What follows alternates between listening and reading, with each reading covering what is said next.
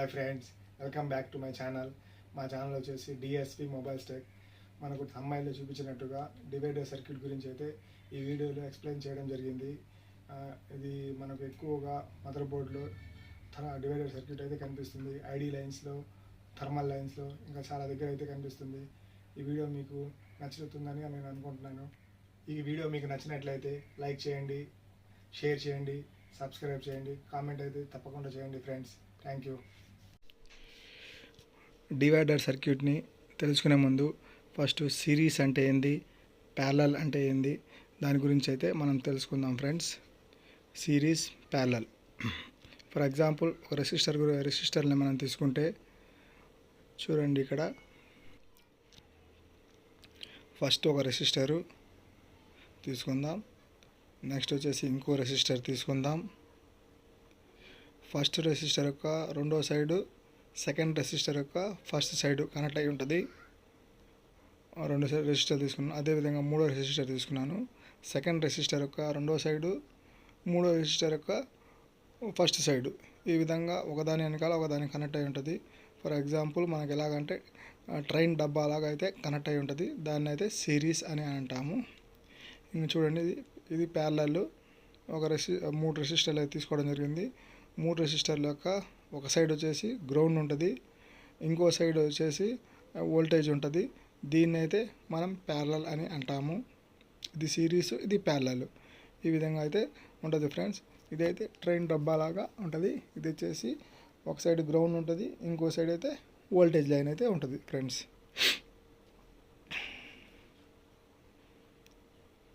Series, parallel అనేది ఇలాగే ఉంటుంది. ఇప్పుడు మనం వచ్చేసి డివైడర్ సర్క్యూట్ గురించి తెలుసుకుందాం. డివైడర్ సర్క్యూట్ తెలుసుకోవాలంటే ఫస్ట్ మనం సిరీస్, ప్యారలల్ అనేది ఖచ్చితంగా తెలుసుకొని ఉండాలి. దానికోసం అది చెప్పడం జరిగింది. ఇక్కడ చూడండి, సిరీస్ డివైడర్ సర్క్యూట్ అంటే ఎలాగ ఉంటుందంటే ఫస్ట్ ఒక రెసిస్టర్ని తీసుకుంటాం. అదేవిధంగా ఇంకో రెసిస్టర్ని కూడా గ్రౌండ్లో తీసుకుంటాం. ఫర్ ఎగ్జాంపుల్ మనం 5 volts ఇచ్చామనుకోండి. ఇక్కడ మనం 10K రెండు రెసిస్టర్ని తీసుకున్నాం. R1, R2 అనేది మనకు అవుట్పుట్లో వచ్చేసి 2.5 volts అనేది వచ్చింది. ఎందుకంటే ఇక్కడ 10K, ఇక్కడ 10K సేమ్ వాల్యూ గల రెసిస్టర్ ఉన్నాయి కాబట్టి మన అవుట్పుట్లో మనం తీసుకున్న ఇన్పుట్ కన్నా కూడా అవుట్పుట్లో కరెక్ట్గా సగం వచ్చేస్తుంది. 5 volts తీసుకున్నాం, దాని తగ్గట్టు మనకు కరెక్ట్గా 2.5 voltage అనేది వచ్చేసింది.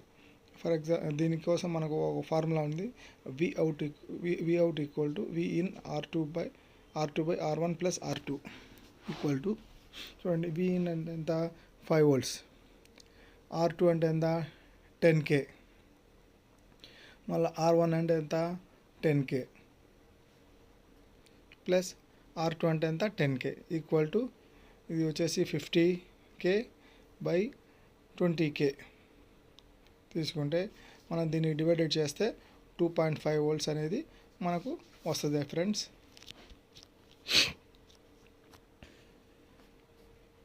ఈ విధంగా అయితే మనం ఫార్ములా ద్వారా కూడా దీన్ని చేయవచ్చు.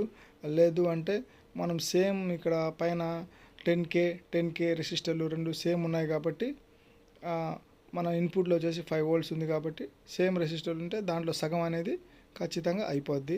ఇది ఒక కొండ గుర్తులాగా కూడా మనం పెట్టుకోవచ్చు. లేదంటే మనకు ఈ ఫార్ములా ఉంది కదా, దాని ద్వారా అయినా చేయొచ్చు.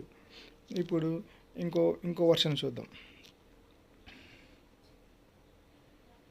పైన వచ్చేసి R1 రెసిస్టర్ వచ్చేసి 1K తీసుకున్నాము, R2 వచ్చేసి 10K తీసుకున్నాము. ఇప్పుడు మనకు సేమ్ రెసిస్టర్ రెండు సేమ్ ఉంటే ఎంత వస్తుంది, 2.5 వస్తుంది. ఇక్కడ వచ్చేసి మనం R1లో 1K తీసుకున్నాం, R2లో 10K తీసుకున్నాం. మనకు గ్రౌండ్ సైడు ఎక్కువ వాల్యూ గల రెసిస్టర్ ఉంది కాబట్టి మనకు సేమ్ ఉంటే మనకు ఎంత వస్తుంది, 2.5 వస్తుంది.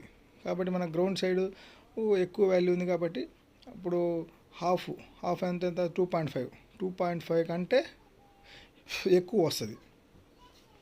ఓకేనా. ఇప్పుడు 5 volts ఉంది, దాంట్లో హాఫ్ వచ్చేసి 2.5, దానికంటే ఎక్కువ అంటే 3 volts, 3.5 volts, 4 volts for example నేను చెప్తున్నాను. అదే మనం ఫార్ములా ద్వారా చూసుకొని దాని వాల్యూ ఎలాగ వస్తుందో మనం తెలుసుకోవచ్చు. అయితే మన గ్రౌండ్ సైడ్లో ఎక్కువ వాల్యూగా రెసిస్టర్ ఉంది కాబట్టి హాఫ్ కంటే ఎక్కువ వస్తుంది.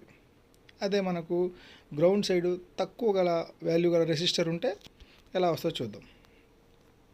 మనకు గ్రౌండ్ సైడ్ తక్కువ గల వాల్యూ ఉంటే మనకు సేమ్ రెసిస్టర్లు 10K ఉంటే ఎంత వస్తుంది, హాఫ్ వస్తుంది కానీ మనం చెప్పుకున్నాం. కాబట్టి ఇప్పుడు గ్రౌండ్ సైడ్ తక్కువ ఉంది కాబట్టి మనకు హాఫ్ కన్నా కూడా తక్కువ వస్తుంది. అంటే 2.3, 2 volts, 1.8 volts ఫర్ ఎగ్జాంపుల్ చెప్తాను, ఆ విధంగా వస్తుందని. లేదు మనం ఫార్ములా ద్వారా అయితే Vout = Vin R2/R1 + R2 ఈ ఫార్ములాని యూజ్ చేసి మనకు అవుట్పుట్లో ఎంత వస్తుందని ఎగ్జాక్ట్లీ అయితే తెలుసుకోగలుగుతాం. మనం ఈ విధంగా కాకుండా ఒక అంచనా ప్రకారం అయితే చెప్పగలుగుతాం.